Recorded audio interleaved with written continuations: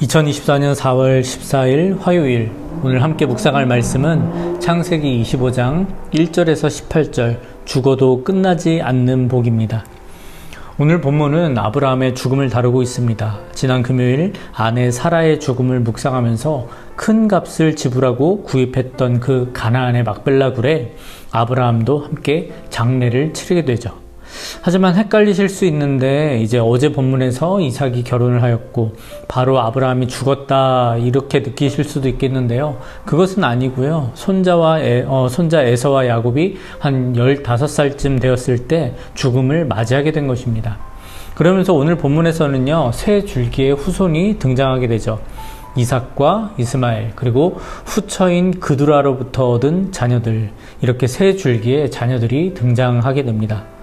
고대 근동사회에서 부와 지위를 가진 가장이 첩을 두어서 후손을 늘리는 것은요, 제도적으로 허용되었던 일이었습니다. 하지만 분명히 구별되어야 되는 부분이 있죠. 자녀가 아무리 많다 하더라도 가문의 계승권과 상속 문제는 많은 자식이 있다고 하더라도 정확하게 분명하게 구별되고 지목되어야 했습니다. 그래서 이스마엘도 그두라의 자녀들도 기록하여서 이들은 첩의 자식이라는 상속자가 아니다라는 것을요, 분명하게 밝히고 있게 되는 것이죠. 아브라함의 상속자는 누구입니까? 바로 이삭이죠. 5절입니다. 아브라함이 이삭에게 자기의 모든 소유를 주었고, 가문의 법적 후계자이자 재산 권리를 모두 소유한 상속자로 공식화하게 됩니다. 이삭을 공식화하게 되죠. 하나님의 계획이 이루어진 것입니다. 하지만 이삭이 없을 때 아브라함과 사라 어땠습니까? 이미 하나님께서 약속을 주신 상태였음에도 불구하고 여종을 통해서 대를 이어가겠다라고 말했었죠. 하지만 하나님께서는 기다리고 기다리라 말씀하셨어요. 그러면서 아브라함의 몸에서 날 자가 상속자가 될 것이다, 그 약속의 말씀이 이제 이삭을 통해서 이루어지게 된 것입니다. 그러면 다른 자식들은 어떻게 되는 것인가요? 6절입니다. 자기 서자들에게도 재산을 주어 자기 생전에 그들로 하여금 자기 아들 이삭을 떠나 동방 곧 동쪽 땅으로 가게 하였더라. 다른 자녀들에게도 재산을 나눠주었고요, 동쪽으로 떠나게 하였습니다. 왜 그렇습니까? 불필요한 분쟁을 예방하고 장자권을, 이삭을 보호하려는 그런 조치였습니다. 그리고 175세에 아브라함은 막벨라 굴에 장사하게 되죠. 하나님께서 인도하신 가나안 땅에 도착한 뒤 한 100년을 살았고요. 이삭이 결혼을 하고 한 35년을 살았고, 손자 에서와 야곱이 15세 되는 해에 열조에게 돌아가게 된 것입니다. 사랑하는 성도 여러분, 아브라함의 죽음을 통하여서 하나님께서 얼마나 신실하게 인도하셨는지, 그 인생을 얼마나 신실하게 인도하셨는지 깊이 묵상해 보시기 바랍니다. 사라의 여종 이집트인 하갈로부터 얻은 족보, 그리고 그두라로부터 얻은 족보, 하나님께서 어떻게 하셨습니까? 버리셨습니까? 하나님께서요, 버리지 않으셨습니다. 하지만 구분은 하셨죠. 하나님께서 구분은 하셨지만 이들에게도 아브라함에게 주셨던 그 약속, 너는 복이 될지라, 이 약속을 지키셨습니다. 그리고 창세기 17장 20절에 한 가지 더 약속이 있습니다. 이스마엘에 대하여는 내가 내 말을 들었나니 내가 그에게 복을 주어 그를 매우 크게 생육하고 번성하게 할지라. 그가 12두령을 낳으리니 내가 그를 큰 나라가 되게 하려니와. 본문에서 이스라엘이 12두령을 낳고 그의 자손이 한 민족을 이루게 된 것, 하나님께서 하갈과 아브라함에게 주셨던 약속의 말씀이 성취되었음을 또한 보여주고 있습니다.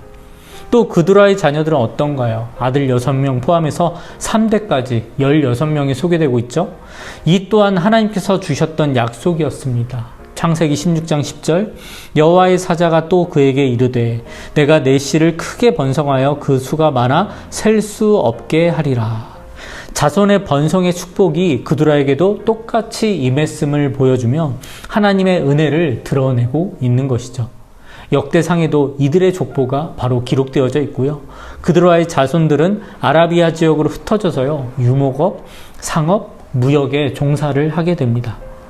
하갈과 그두라의 자녀들, 언약의 중심에서 벗어난 계보들처럼 보이지만 오히려 이들을 통해서요, 하나님의 신실하심을 더욱 선명히 드러내고 계십니다.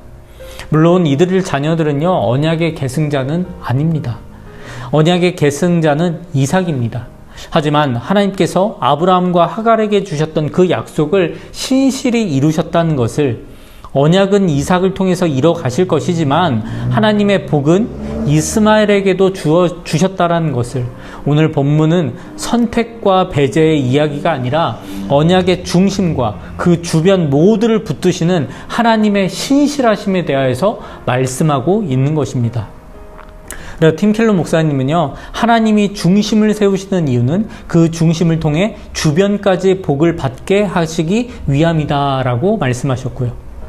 아브라함이 거룩한 통로가, 그리고 이삭이 거룩한 통로, 그 통로가 있었기 때문에 아브라함에게 주셨던 너는 복이 될지라, 이 약속이, 이 축복이 주변에 있는 모든 자손에게까지 신실하게 흘러갔다라는 것입니다. 사랑하는 성도 여러분, 하나님은요, 결코 쉽게 누구를 배제하지 않으시는 분이십니다. 그분은 약속의 중심과 주변 모두를 끝까지 선하게 신실하게 책임지시는 분이십니다.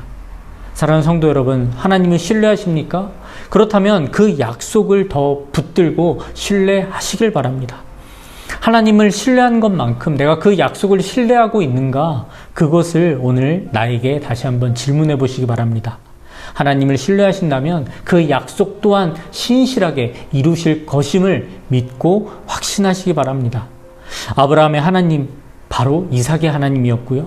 아브라함의 하나님, 이삭의 하나님이 바로 오늘 나의 하나님이심을 믿음으로 선포하시고 그 신실하신 주님만을 온전히 신뢰하며 승리하시는 하루 되시길 주님의 이름으로 축원합니다.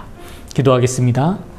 전능하신 하나님, 오늘 말씀을 통하여 신실하신 하나님을 더욱 깊이 묵상하며 결단하게 하시니 감사드립니다. 하나님, 하나님께서는 누구도 쉽게 배제하지 않으시고 끝까지 책임지심을 믿습니다. 오늘 더욱 신뢰함으로 나아가는 성도들 될 수 있도록 인도하여 주십시고, 아브라함이 복이 되었던 것처럼 사랑하는 성도들도 복이 되었다라는 것을 믿고 오늘의 감사함을 삶 가운데서 감사와 영광을 올려드리는 삶을 살아갈 수 있도록 인도하여 주시옵소서. 성령 하나님, 우리 사랑하는 성도들의 삶을 주장하여 주시고 악한 사단의 권세로부터 자유케 하시고 하나님 나라 백성다운 성숙의 삶으로 인도하여 주시옵소서. 그렇게 오늘의 삶을 인도하여 주실 줄 믿사오며 감사드리며 예수님의 이름으로 기도드립니다. 아멘.